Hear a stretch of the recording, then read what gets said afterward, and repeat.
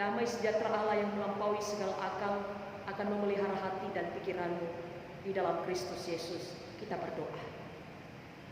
Sungguh kami bersyukur kepadamu Tuhan, jika pada hari ini kami boleh bersekutu kembali untuk memuji dan memuliakan nama-Mu.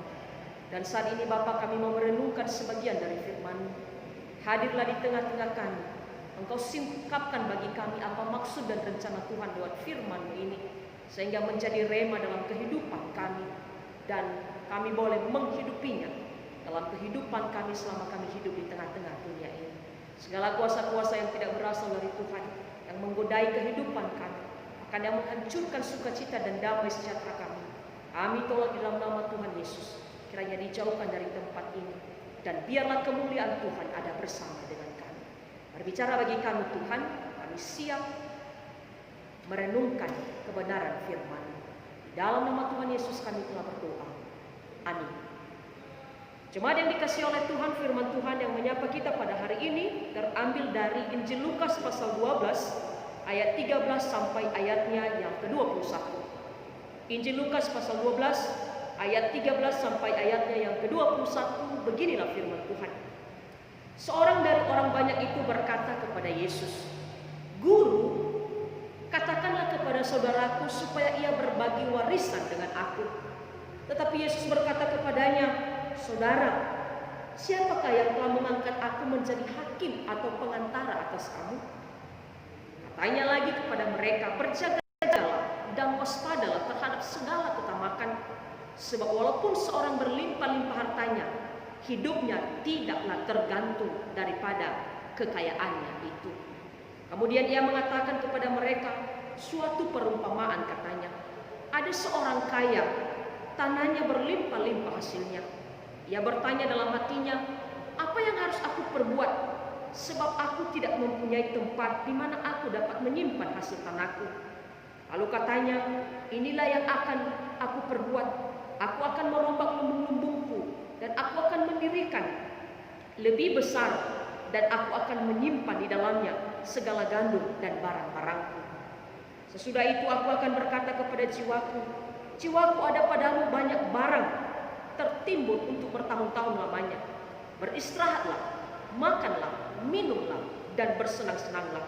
Tetapi firman Allah kepadanya, "Hai engkau orang bodoh, pada malam ini juga jiwamu akan diambil daripadamu, dan apa yang telah kau sediakan, untuk siapakah itu nanti?" Demikianlah jadinya dengan orang yang mengumpulkan harta bagi dirinya sendiri, jikalau ia tidak kaya di hadapan Allah. Sejauh demikian pembacaan firman Tuhan. Saya menyapa kita semua, Shalom, Yahoo. Tema dari renungan kita pada hari ini Bapak Ibu, yaitu jauhilah ketamakan. Mabalikheda iwal bada'u tenawa wa atibaha. Ada satu lagu sekolah minggu yang masih relevan dalam kehidupan kita sebagai orang percaya hari ini. Lagunya kira-kira seperti ini Bapak Ibu. Apa yang dicari orang uang, apa yang dicari orang uang, apa yang dicari orang siang malam pagi petang, uang, uang, uang, bukan Tuhan Yesus. Sepenggal lagu ini Bapak Ibu mengisyaratkan bahwa dalam kehidupan manusia di dunia ini memiliki kecenderungan untuk mengumpulkan harta dunia, memiliki kecenderungan untuk mencari uang dan bukan mencari Tuhan. Harta dunia ini bisa merubah kehidupan setiap orang. Dua hal gendang yang terjadi Bapak Ibu ketika orang hidup dalam kelimpahan. Yang pertama, bisa berubah ke hal yang baik, dan yang kedua, bisa berubah ke hal-hal yang buruk. Banyak kita melihat hari ini ketika ada orang yang dulunya hidup pas-pasan, ia memiliki gaya hidup yang sangat sederhana dan santun dalam berkata-kata. Tetapi ketika siklus kehidupan ini terus berubah, ketika ia hidup dalam kelimpahan, maka kadangkala yang terjadi adalah lupa diri. Dari yang rendah hati menjadi orang yang sombong, menjadi orang yang angkuh. Tutur kata sudah tidak sedap lagi untuk didengar, karena lebih cenderung merendahkan dan menganggap remeh orang lain. Itulah yang terjadi ketika manusia salah memaknai segala berkat yang diberikan oleh Tuhan dalam kehidupan. Saudara-saudari yang dikasihi oleh Tuhan, hari ini kita belajar tentang Injil Lukas yang mengisahkan tentang seseorang yang meminta kepada Yesus untuk mengatakan kepada saudaranya agar saudaranya membagi harta peninggalan orang tuanya. Padahal kalau kita melihat saudara-saudari, sebelumnya Yesus baru saja menyampaikan bahwa mengikut Dia lebih berharga dibandingkan menjaga nyawa. Karena pemilik nyawa itu memiliki hak kapanpun diambilnya. Tetapi laki-laki ini tidak memperdulikan perkataan Yesus. Justru dia menginginkan harta warisan dibagi, karena dia berharap dengan begitu ia akan hidup selayaknya seperti orang lain yang ada di sekitarnya. Untuk itu Yesus mengingatkan pemuda ini untuk waspada terhadap ketamakan. Ketamakan berasal dari kata tamak, yang artinya selalu ingin beroleh banyak untuk diri sendiri. Itu arti ketamakan. Atau istilah lain, rakus, suka memakan banyak dengan tidak memilih. Kerakusan yaitu keinginan memperoleh lebih banyak dari yang diperlukan. Ketamakan itu Bapak Ibu ibarat orang yang sedang sakau. Dia tidak akan puas, dia tidak akan merasa cukup ketika ia tidak memperoleh apa yang dia inginkan. Tidak jarang orang mau melakukan apa saja demi memperoleh apa yang mereka inginkan. Banyak hal kejadian yang kita lihat sekarang, demi ketamakan ia melakukan hal yang tidak sesuai dengan kehendak Tuhan. Mencuri, merampok, membunuh saudaranya. Bahkan kita tidak bisa menutup mata dengan orang-orang yang melakukan korupsi, kolusi, dan nepotisme. Mereka bukan orang yang tidak punya. Mereka bukan orang biasa. Mereka orang yang sudah berkelimpahan. Tetapi ketika dalam diri seseorang ada ketamakan, maka ia tidak pernah puas dengan apa yang ia miliki. Maka dari itu saudara-saudari, untuk menghindari ketamakan ini, Yesus memberikan satu perumpamaan tentang orang kaya yang bodoh. Dari sini tadi kita melihat Yesus menguraikan secara detail di mana orang kaya yang bodoh ini hartanya begitu melimpah. Bahkan ia bingung sendiri mau dikemanain harta yang ia miliki. Sedangkan lumbung-lumbung yang sudah ada sudah berkelimpahan dan tidak cukup tempat untuk menyimpan kekayaan. Dan apa yang ia katakan di sini tadi, ketika ia sudah mengumpulkan harta yang berlimpah-limpah, maka ia berkata, dia boleh bersenang-senang, dia boleh berleha-leha, dia boleh bersantai-santai, karena segala yang ia perlukan sudah terpenuhi. Dia menganggap dirinya sangat bijaksana menurut pikirannya secara pribadi. Tetapi justru dalam pandangan Yesus, orang yang seperti ini adalah orang yang tergolong sangat bodoh. Ya. Secara manusiawi saudara-saudari dia pintar. secara intelektual, matematikanya jalan, sehingga dalam sekejap dia menimbun kekayaan yang banyak. Tetapi bagi Allah suatu kebodohan, karena ia gagal mengenal maksud Allah tentang apa yang utama dan terutama dalam kehidupan ini. Dia menganggap bahwa hartanya dapat menjamin kehidupannya. Dia berkata ketika dia sudah hidup dengan kelimpahan, sudah punya uang, sudah punya harta, sudah punya segalanya, maka itu hal yang terutama dalam kehidupan. Dia lupa Bapak Ibu bahwa baik orang kaya maupun orang miskin di dunia ini pasti akan mati.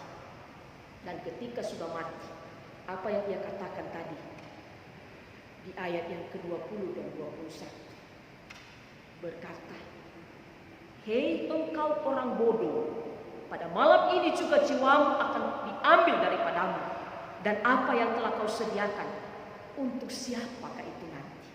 Kita bisa bayangkan dia bertahun-tahun bekerja untuk menimbun harta yang berkelimpahan, tanpa berbagi kepada orang lain, tanpa memberikan yang terbaik bagi sesama, tapi ia hanya memperkaya diri sendiri. Tapi ketika tiba-tiba ia mati, untuk siapakah harta yang telah ia kumpulkan? Tentu yang menikmati adalah orang yang tinggal di belakang, dan satupun tak ada yang bisa ia bawa. Jemaat yang dikasihi oleh Tuhan, dari firman Tuhan yang kita renungkan hari ini, beberapa poin yang Tuhan ajarkan dan ingatkan bagi kita sebagai orang percaya. Hal yang pertama, ia menyadarkan kita bahwa menjadi orang kaya itu tidak salah. Jadi sekali lagi kita harus memahami ya, menjadi kaya itu tidak salah. Ya, jangan nanti berkata orang yang sudah punya keadaan berarti kekayaan ini salah dong. Tidak salah. Orang yang punya kekayaan, harta melimpah itu tidak salah. Karena itu adalah berkat yang diberikan dan dititipkan Tuhan bagi kita. Tetapi yang salah adalah ketika kekayaan yang Tuhan berikan bagi kita tidak menjadi berkat bagi orang lain, bahkan membuat kita semakin jauh daripada Tuhan. Ini yang salah. Kadangkala yang kita lihat di kampung kita atau dimanapun, dulu ketika hidupnya pas-pasan, kita senang berteman, dia memiliki kerendahan hati yang luar biasa. Tetapi ketika dia hidup berkelimpahan, saluan saya yang bayau, bahkan dia tidak menganggap kita sebagai orang yang pernah dia kenal. Itulah yang terjadi ketika orang menganggap bahwa harta kekayaan yang dia miliki itu karena usahanya dan bukan karena Tuhan. Lagi-lagi saya mau katakan, apapun yang kita miliki di dunia ini berasal daripada Tuhan.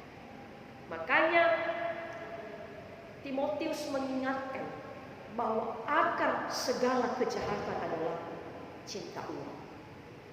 Ketika kita terus mencintai uang lebih daripada mencintai Tuhan, maka disitulah timbul kejahatan-kejahatan yang mungkin kita tidak bisa mengendalikan diri dalam melakukan.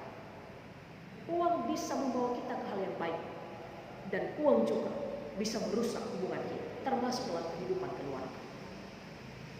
Dalam kehidupan berkeluarga ketika ada uang, itu bisa menunjang kehidupan keluarganya, menyekolahkan anak-anaknya. Tapi gendang kedua yang terjadi ketika ada uang di tengah-tengah keluarga, tola waidane ana suwahi bawa Yesus itari-taria berbatu ragi fesai bala unau banahia sila adu. Jadi sekali lagi, akar segala kejahatan adalah cinta uang.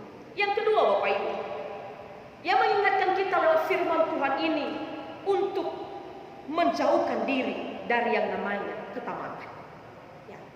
Ta'arau bawa aurida di fotoi fa'atibaha. Ma bahasa lain fa'ulu alu. Ta'arau bawa aurida. Ketamakan hanya membawa kita kepada kehancuran. Ketamakan hanya membawa kita kepada kepada keserakahan, bahkan hanya membawa kita kepada kesombongan. Dan kita akan terus merasa haus untuk memiliki apa yang ada di dunia ini.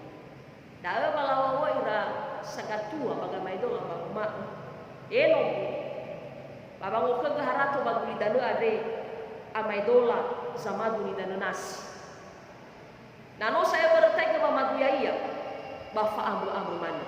Jadi dah agalua dan istilah gamedo gama uku baik pada saya keluar agak rifu karena apa yang sudah ada terus merasa kurang. Sekali lagi, marilah kita belajar untuk mencukupkan diri dengan apa yang Tuhan berikan dalam kehidupan kita. Ketiga, Bapak Ibu, hidup kita di dunia ini terlalu singkat. Ya, sekali ke fa'aurida fufanada fekulida bagulidana silo arata. Harta yang kita kumpulkan mati-matian selama kita hidup tidak kita bawa satupun ketika kita mati. Jadi ingat, kita ini hanyalah pengelola dan bukan pemilik. Sekali lagi, kita di dunia ini hanya pengelola dan bukan pemilik. Makanya Timotius lagi mengingatkan dalam 1 Timotius pasal 6 ayat 7 dia berkata, sebab kita tidak membawa sesuatu apapun ke dalam dunia ini, dan kita pun tidak dapat membawa apa-apa keluar. Ya, iwal gayobi pada lenukagu metubudu, balagi nukagu memangabulito. Artinya kita tidak bisa membawa apa-apa ketika pun kita akan kembali kepada Bapa. Oh moharato anak HP investasi leta ohena mateita asafasa maruta safasa madagaheta bahkan nasuni fokuda tanimut lain ruda ati-atita losida sekalipun laheta ada batenga nihuna sibai gira-gira baguli danuan. Dan itulah yang dikatakan Matius 6 ayat 19 sampai 20 dia berkata, janganlah kamu mengumpulkan harta di bumi. Di bumi ngengat dan karat merusaknya, dan pencuri membongkarnya serta mencurinya. Tetapi kumpulkanlah bagimu harta di surga. Di surga ngengat dan karat tidak merusaknya, dan pencuri tidak membongkar serta mencuri. Untuk itu saudara-saudari, jangan minder menjadi orang yang sederhana. Jangan minder ketika berkat Tuhan yang kita terima hanya pas-pasan. Karena ada ungkapan yang mengatakan, jangan malu menjadi orang miskin, tetapi malulah jika pura-pura kaya. Ya, jangan malu menjadi orang miskin, jangan malu menjadi orang yang sederhana, tetapi malulah ketika pura-pura kaya. Sekalipun kita tidak kaya secara materi, tetapi ketika kita memiliki hati yang bijaksana, hati yang bersih kepada sesama dan di hadapan Tuhan, maka saya percaya itulah harta yang tidak bisa diambil dan dicuri oleh siapapun. Oleh karena itu saudara-saudari yang dikasihi oleh Tuhan, sekalipun kita tidak kaya harta, tetapi marilah kita memiliki kekayaan hati. Lakukan apa yang baik semasih hidup. Dan ketika ada berkat Tuhan yang telah Tuhan titipkan, gunakanlah itu untuk berbagi bagi sesama dan tidak hanya untuk memperkaya diri sendiri. Karena demikian, karena ketika kita melakukan demikian, maka kita sudah mengumpulkan harta di surga. Jadi saudara-saudara yang dikasihi oleh Tuhan, firman Tuhan hari ini memberikan peringatan yang luar biasa bagi kita, dan kita bersyukur kita diingatkan untuk menjauhkan diri dari ketamakan.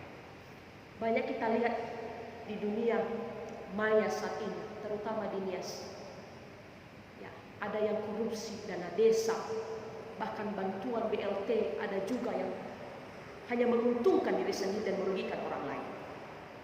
Dan kita melihat akhir dari kehidupan mereka adalah masuk dalam penjara. Maka dari itu, apa yang ada hari ini kita syukuri, yang tidak ada kita cari. Dan sembari kita mencari apa yang tidak ada, sekali lagi jangan pernah melupakan Tuhan, sumber segala berkat. Kiranya Tuhan Yesus memberkati kita. Dan sebagai hafalan terambil dari Amsal pasal 22 ayatnya yang ke-22. Amsal 22 ayat 22, firman Tuhan berkata, janganlah merampasi orang lemah karena ia lemah, dan janganlah menginjak-injak orang yang berkesusahan di pintu gerbang. Kita akan bersama-sama 3, 2 ya.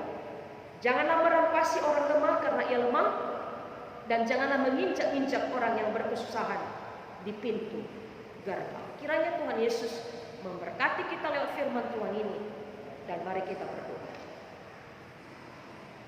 Tuhan Yesus sumber segala berkat, kami sangat menyadari bahwa apapun yang ada di dunia ini berasal dari Tuhan. Tuhan mengizinkan kami untuk mengelola berkat-berkat-Mu yang Engkau titipkan bagi kami. Dan Tuhan menyadarkan kami bahwa kami bukan pemilik yang sesungguhnya. Oleh karena itu Tuhan, biarlah lewat firman-Mu ini Bapa, menyadarkan kami setiap umat-Mu, agar kami menjauhkan diri dari ketamakan. Karena ketamakan akan membawa kehidupan setiap orang pada kehancuran, bahkan melakukan berbagai cara untuk memuaskan keinginannya di dunia ini. Ajarlah kami untuk mencukupkan diri dengan apa yang Tuhan berikan bagi kami. Karena sedikit pun berkat ketika Tuhan memberkati, maka kami akan merasa berkecukupan. Oleh karena itu berkati seluruh jemaat-jemaat-Mu di Jemaat BNKP Batam Center. Kiranya Tuhan akan memberkati mereka, melimpahkan segala berkat dalam kehidupan mereka, dan mencukupkan diri dengan apa yang telah Tuhan titipkan dalam kehidupan mereka. Saat ini Bapa, hamba-Mu berdoa untuk seluruh jemaat-Mu dimanapun mereka berada, baik yang sedang beribadah maupun yang dalam pekerjaan dan dimanapun. Engkau berkati, Engkau kuatkan iman di tengah-tengah badai kehidupan yang terus melanda kehidupan kami hari lepas hari. Kami percaya bahwa pertolongan Tuhan tidak akan pernah terlambat dan akan datang tepat pada waktunya. Engkau kuatkan iman kami, terlebih-lebih saudara-saudara kami yang dalam keadaan sakit Engkau sembuhkan, yang dalam keadaan kekurangan Tuhan cukupkan segala kebutuhan, yang dalam situasi yang sangat mencekam karena tidak mempunyai pekerjaan, Engkau juga bukakan jalan. Dan ajarlah kami Tuhan, agar kami tidak hanya mencari yang semu, tetapi Tuhan menuntun kami untuk mencari yang kekal, yaitu hidup bersama dengan Tuhan dalam kehidupan kami. Saat ini kami berdoa Bapa untuk pemimpin kami di negara kami di Indonesia ini, mulai dari Bapak Presiden, seluruh aparat yang telah Tuhan percayakan untuk memimpin Indonesia dan secara khusus di Kota Batam.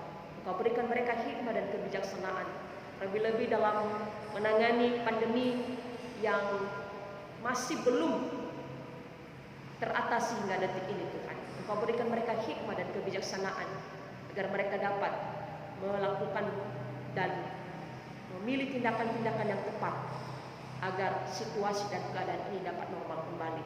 Kau juga berkati seluruh rakyat agar senantiasa taat mengikuti setiap aturan dari pemerintah, sehingga tidak semakin banyak korban yang akan menderita virus corona ini.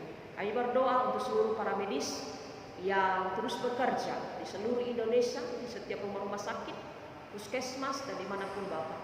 Kau perlengkapi mereka dengan kuasa-Mu, dan biarlah hikmat Tuhan yang akan memimpin mereka. Biarlah hikmat Tuhan yang akan menuntun mereka untuk melakukan yang terbaik. Dan terlebih-lebih Bapak, seluruh pasien yang Kau berkati, biarlah jamaah Tuhan yang memberikan mereka kesembuhan, kekuatan, sehingga mereka boleh melawan virus-virus ini dengan kekuatan daripada Engkau. Kami berdoa untuk perekonomian Indonesia ini dan secara khusus Kota Batam. Tuhan Yesus, Engkau pulihkan perekonomian kami, Engkau pulihkan keadaan kami, sehingga kehidupan kami dapat normal kembali, dan kami boleh menjalani kehidupan yang lebih baik ke depan bersama dengan Engkau. Terima kasih ya Tuhan, inilah kehidupan kami pada hari ini, dan biarlah persekutuan ibadah yang telah kami laksanakan menjadi berkat dalam kehidupan kami. Dalam nama Tuhan Yesus kami telah berdoa dan mengucap syukur, serta yang telah mengajar kami berdoa bersama-sama. Bapa kami yang di surga, dikuduskanlah nama-Mu, datanglah kerajaan-Mu, jadilah kehendak-Mu di bumi seperti di surga. Berilah kami pada hari ini makanan kami yang secukupnya, dan ampunilah kami akan kesalahan kami, seperti kami juga mengampuni orang bersalah kepada kami. Dan jangan membawa kami ke dalam pencobaan, tetapi lepaskanlah kami daripada yang jahat, karena Engkau yang mempunyai kerajaan dan kuasa dan kemuliaan sampai selama-lamanya. Amin. Pulang dengan damai sejahtera dan jadilah saksi Kristus dimanapun saudara berada, dan terimalah berkat dari Tuhan. Tuhan memberkati engkau dan melindungi engkau. Tuhan menyinari engkau dengan wajah-Nya dan memberikan engkau kasih karunia. Tuhan menghadapkan wajah-Nya kepadamu dan memberikan engkau damai sejahtera dari sekarang sampai selama-lamanya. Amin. Selamat hari Minggu. Tuhan Yesus memberkati. Shalom.